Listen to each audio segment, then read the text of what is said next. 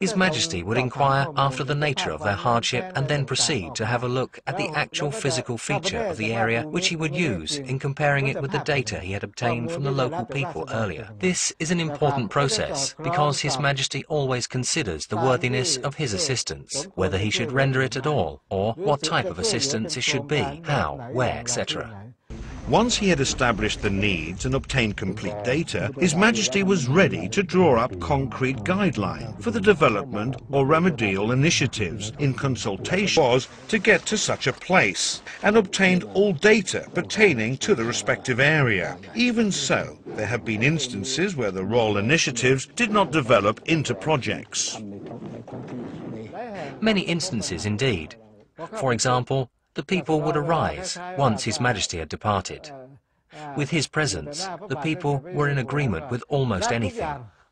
But when more concrete follow-up action took shape, one would assert his ownership over this piece of land, while others did over the rest. Thus, implementation was hindered. His Majesty would say, "We should not proceed without their consent. We can go somewhere else. A lot of work is yet to be tackled."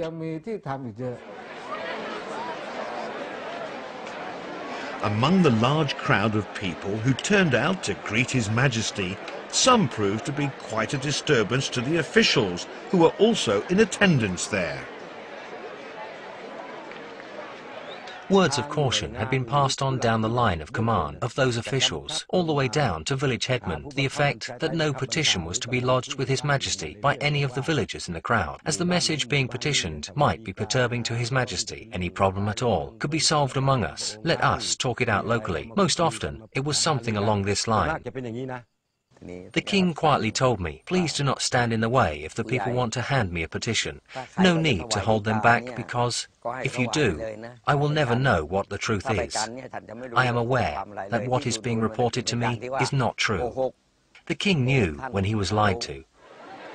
The light of their life was appearing in person right in front of them. Here was a chance to drive away darkness in which their families had been living. As it happened, they managed to find ways to sidestep the officials and slip the petitions directly to His Majesty. From what I saw, most of them dressed in tatters, wearing shorts, with a piece of loincloth wrapped at the waist. The government people never took any notice of them. When the King came to the spot where they were waiting, they would just pull out the document concealed somewhere in their cloths and handed it over to him. Of course, no one dared to interrupt. That was how it happened most times. Suddenly, a high-ranking official approached me, asking what I was writing. I said I was writing a petition for the King. Some of the officials there, I will not say their names, tried to stop me, saying I could not do that, not in the world. I said, why indeed not? The people had their woes. They still insisted that I would not be allowed to do it. In any case, I was determined, did manage to lodge the petition too. Every royal-initiated project constitutes the body of continuous work for His Majesty, because he always monitors its progress and keeps abreast of all the problems or outcomes. There were instances where His Majesty repeatedly made inquiries as to why certain projects had not got off the ground.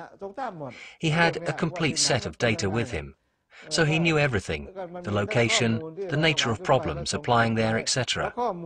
He kept all our reports, plus his own personal information. He even did some spying. He had his own auditors unit out on us. Nowadays, the hard work has been passed to Her Majesty the Queen and members of the royal family who make royal visits to the sites of the royal-initiated projects, development study centres, as well as certain remote areas. They constantly report their findings to His Majesty. On Her Majesty's trip, officials from the Irrigation Department had to be in attendance, along with those from the RDPB. After the trip was over, report had to be prepared and submitted to the board. We were told to send the report to Klaigangwang Palace for his approval. There were indeed cases that the report was returned to us with his comment, arguing that some things were not right, and the corrections. The point is that His Majesty is still hard at work, even though he now resides at Klaigangwang Palace. I can assure you he is.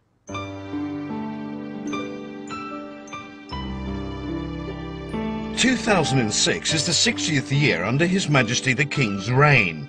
The words of righteousness uttered as the first vow of his reign have become fundamental in the morals of the Lord of the land, who has been revered for his role as a shelter for his subjects, a pillar for the nation. Under his rule, a lot has been learned as to how development work can thrive without a risk of losing harmony and equilibrium. On that day, 60 years ago, the love of his subject managed to hold the sovereign back. Now, more than 20,000 days later, the sovereign is still returning that love to his subjects.